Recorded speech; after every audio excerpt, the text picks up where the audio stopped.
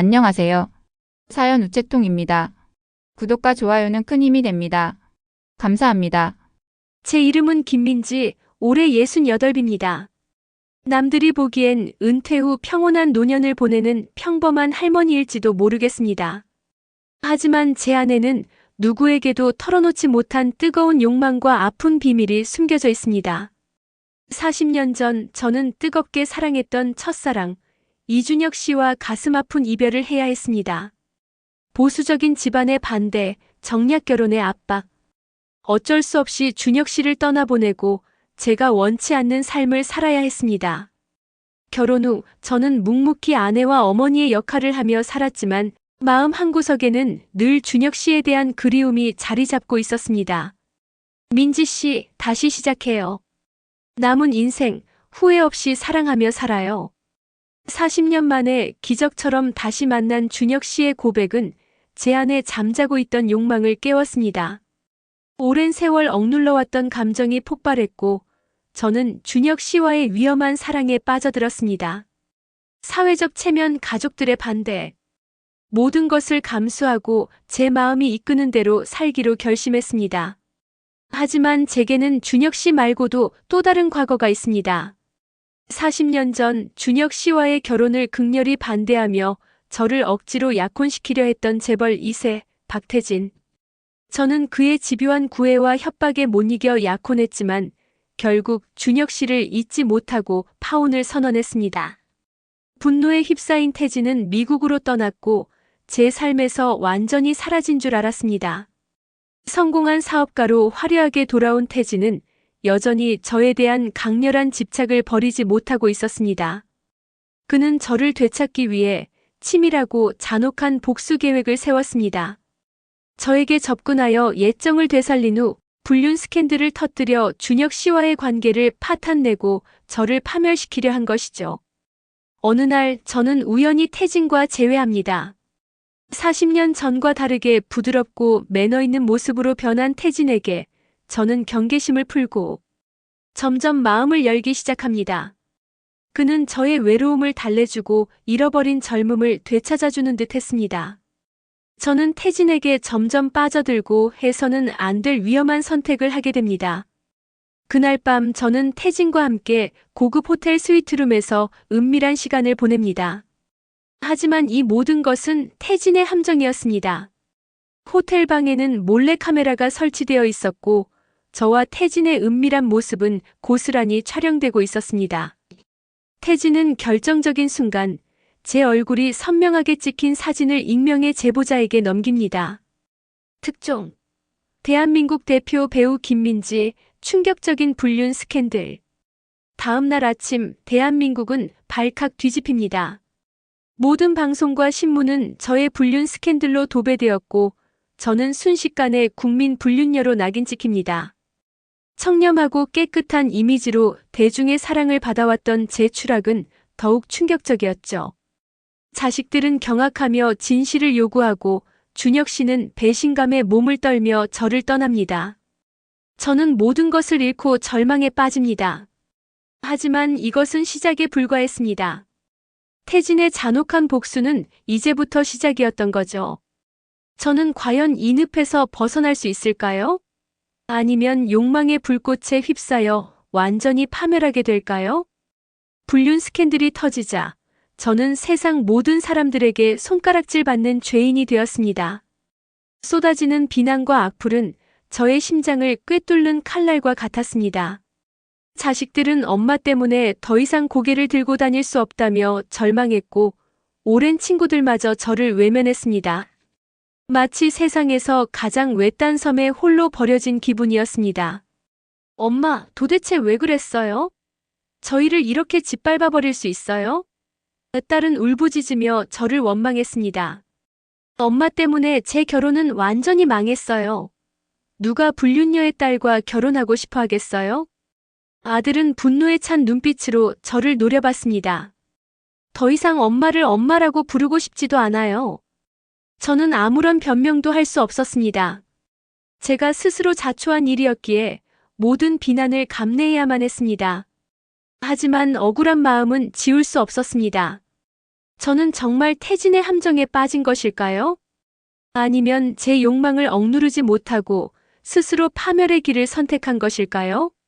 진실은 무엇일까요? 진실을 밝히기 위해 저는 변호사를 찾아갔지만 상황은 더욱 암담했습니다. 증거도 없고 여론도 좋지 않습니다. 승소 가능성은 희박합니다. 변호사는 냉정하게 말했습니다. 게다가 상대는 막강한 재력을 가진 박태진 회장입니다. 싸움 자체가 불가능할지도 모릅니다. 저는 절망에 빠졌습니다. 결국 저는 스스로 진실을 밝히기로 결심했습니다. 저는 태진을 찾아가 모든 것을 따져 물었습니다. 박 회장님, 도대체 왜 저에게 이런 짓을 하시는 거죠? 제가 뭘 그렇게 잘못했습니까? 태진은 차가운 미소를 지으며 본색을 드러냈습니다. 민지 씨, 당신은 나를 버렸소. 40년 전 당신은 내 인생을 망쳐놓았소. 이제 당신 차례요. 태진은 저에게 40년 전 과거를 들춰내며 잔인한 복수를 시작했습니다. 그는 저의 집안을 협박하고 제 사업을 방해하며 제 주변 사람들을 괴롭혔습니다.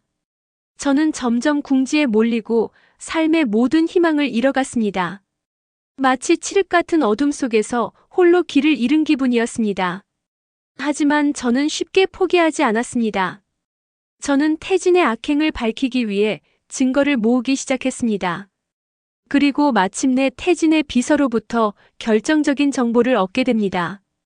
태진이 불륜 스캔들을 계획하고 실행했다는 증거, 그리고 40년 전 저의 집안을 협박하여 파혼을 강요했다는 증거였습니다. 저는 모든 증거를 언론에 공개합니다. 대한민국은 다시 한번 발칵 뒤집히고 여론은 저에게 동정심을 보내기 시작합니다. 하지만 태진은 더욱 강력한 힘을 휘두르며 저를 압박해왔습니다. 저는 과연 이 거대한 악의 힘에 맞서 싸워 이길 수 있을까요? 아니면 영원히 죄의 무게에 짓눌려 살아가게 될까요? 저는 태진과의 싸움에서 점점 지쳐갔습니다. 돈도 백도 아무것도 가진 것이 없었습니다. 홀로 거대한 권력에 맞서 싸우는 것은 불가능에 가까웠습니다. 게다가 믿었던 사람들마저 저를 배신하기 시작했습니다. 저는 점점 더 깊은 절망에 빠져들었습니다. 민지 씨, 이제 그만 포기해요. 더 이상 싸워봤자 소용없어요. 변호사는 저에게 회유하듯 말했습니다. 박 회장의 힘은 상상 이상입니다. 당신만 다칠 뿐이에요. 저는 변호사마저 태진에게 매수당했다는 사실을 깨닫고 절망했습니다. 이제 누구를 믿어야 할까요? 엎친 데 덮친 격으로 준혁 씨마저 저를 외면했습니다. 그는 불륜 스캔들이 터지자마자 저와의 관계를 부인하고 저를 완전히 버렸습니다. 민지 씨, 당신 때문에 내 인생이 망가졌어요. 더 이상 당신과 엮이고 싶지 않아요. 준혁 씨는 냉정하게 말했습니다. 제발 제 앞에서 사라져줘요. 저는 사랑했던 남자에게마저 버림받았다는 사실에 큰 충격을 받았습니다. 저는 준혁 씨를 진심으로 믿었고 그에게 모든 것을 걸었지만 결국 남은 것은 배신감뿐이었습니다. 저는 세상에 홀로 남겨진 기분이었습니다. 마치 칠흑 같은 어둠 속에서 홀로 길을 잃은 아이처럼 두려움과 외로움에 떨었습니다. 설상가상으로 저의 과거가 낱낱이 드러나기 시작했습니다. 40년 전 제가 태진 씨와 약혼했던 사실, 그리고 준혁 씨와의 불륜으로 파혼했다는 사실이 언론에 보도된 것입니다. 저는 희대의 악녀 판무파탈이라는 비난을 받으며 다시 한번 대중의 문매를 맞았습니다. 과거의 잘못들이 부메랑처럼 돌아와 저를 덮치는 듯 했습니다. 저는 과거의 선택들을 후회했습니다. 만약 제가 준혁 씨를 포기하지 않았더라면, 태진 씨의 유혹에 넘어가지 않았더라면 지금과는 다른 삶을 살 수 있었을까요? 하지만 후회는 아무런 소용이 없었습니다. 이미 벌어진 일들을 되돌릴 수는 없었습니다. 저는 모든 것을 포기하고 싶은 마음이 간절했습니다. 하지만 제 안에는 아직 꺼지지 않은 작은 불씨가 남아 있었습니다. 그것은 바로 진실을 밝히고 억울함을 풀고 싶은 마음이었습니다. 저는 파멸의 그림자 속에서 마지막 희망을 붙잡기로 결심했습니다. 저는 태진 씨의 검은 속내를 폭로하기 위해 모든 증거를 모아 검찰에 제보했습니다. 하지만 태진 씨는 미리 손을 써놓았고 검찰 수사는 제대로 진행되지 않았습니다. 오히려 저는 명예훼손 혐의로 고소를 당할 위기에 처했습니다. 권력의 벽은 너무나 높고 견고했습니다. 저는 절체절명의 위기에 처했습니다. 돈도 백도 아무것도 가진 것이 없었습니다. 홀로 거대한 권력에 맞서 싸우는 것은 불가능에 가까웠습니다. 저는 마치 거대한 파도에 휩쓸리는 작은 배처럼 속수무책으로 무너져 내리고 있었습니다. 하지만 저는 포기하지 않았습니다. 저는 제 자신을 믿었고 정의는 반드시 승리한다는 것을 믿었습니다. 저는 제게 남은 마지막 카드, 즉 태진 씨의 숨겨진 약점을 폭로하기로 결심했습니다. 그것만이 제가 살아남을 수 있는 유일한 길이라고 생각했습니다. 저는 태진 씨의 과거를 조사하던 중 그의 숨겨진 아들을 발견했습니다. 태진 씨는 젊은 시절 하룻밤 실수로 다른 여자와 아이를 가졌지만 자신의 사회적 지위를 위해 아이와 여자를 버렸다고 합니다. 버려진 여자는 홀로 아이를 키우며 힘겨운 삶을 살았고 결국 병으로 세상을 떠났다고 합니다. 아이는 고아원에서 자라 지금은 불우한 청년으로 살아가고 있다고 합니다. 저는 태진 씨의 아들을 찾아가 모든 진실을 이야기했습니다. 그리고 그에게 복수를 제안했습니다. 태진 씨는 당신을 버렸소. 당신의 어머니를 버렸소. 그는 당신에게 씻을 수 없는 상처를 줬소. 복수해야 하지 않겠소? 저는 그의 분노와 슬픔을 이용하려 했습니다. 태진 씨의 아들은 처음에는 망설였습니다.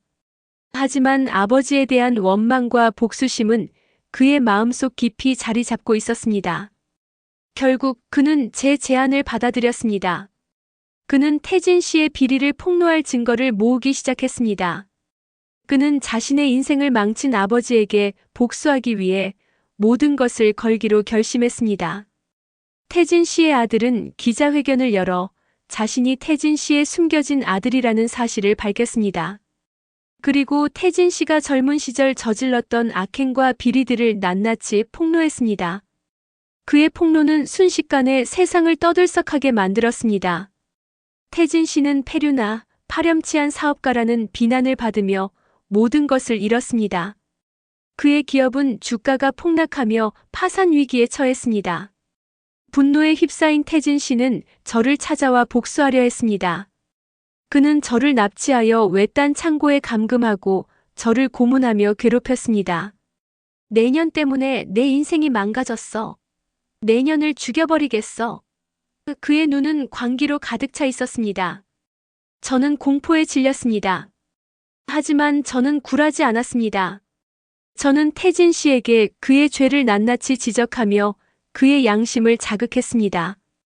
당신은 돈도 권력도 명예도 모두 가졌지만 결국 아무것도 얻지 못했소. 당신은 평생을 후회하며 살아가게 될 거요. 저는 그의 마음속 깊은 곳에 숨겨진 인간성을 일깨우려 했습니다.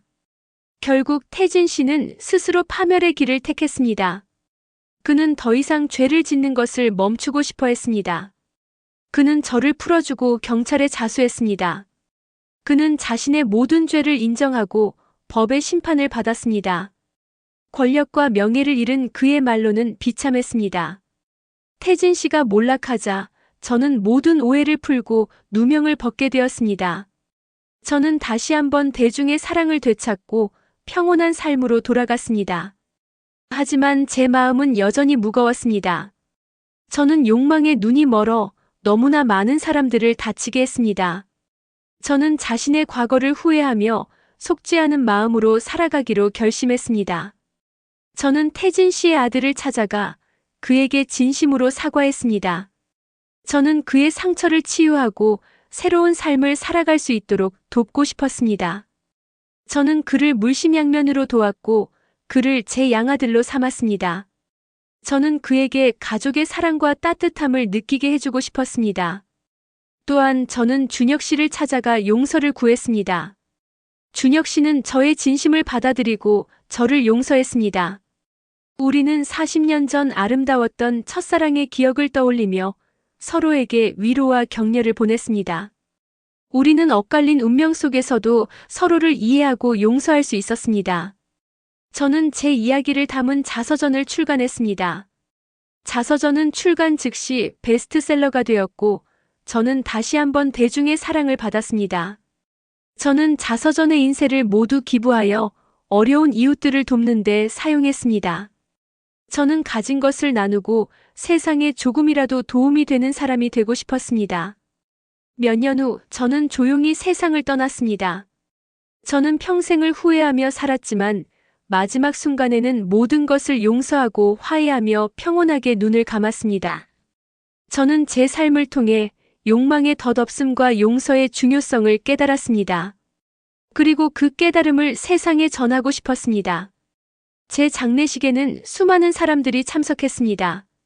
제 자식들, 친구들, 그리고 저의 도움을 받았던 사람들. 그들은 모두 저를 추모하며 제 삶이 우리에게 남긴 교훈을 되새겼습니다. 저는 세상에 많은 것을 남기지는 못했지만 적어도 몇몇 사람들의 마음속에 작은 울림을 남겼다고 믿습니다. 제 이야기는 드라마로 제작되어 큰 인기를 얻었습니다. 드라마는 욕망에 휩싸여 파멸해가는 한 여인의 삶을 통해 인간의 어두운 본성을 적나라하게 드러냈습니다. 하지만 동시에 용서와 화해의 메시지를 전달하며 시청자들에게 깊은 감동을 선사했습니다. 제 삶은 비극으로 끝났지만 드라마를 통해 희망을 이야기하고 싶었습니다. 저는 이제 모든 것을 내려놓고 평안한 안식을 취하고 있습니다. 지난 삶은 후회와 아쉬움으로 가득했지만 저는 모든 것을 용서하고 받아들였습니다. 그리고 새로운 세상에서 다시 태어나 더 나은 삶을 살아가기를 소망합니다. 이것이 저의 마지막 바람입니다. 부디 제 이야기가 당신의 삶에 작은 위로와 용기를 줄 수 있기를 바랍니다. 이야기가 마음에 닿았다면 구독과 좋아요 눌러주세요. 감사합니다.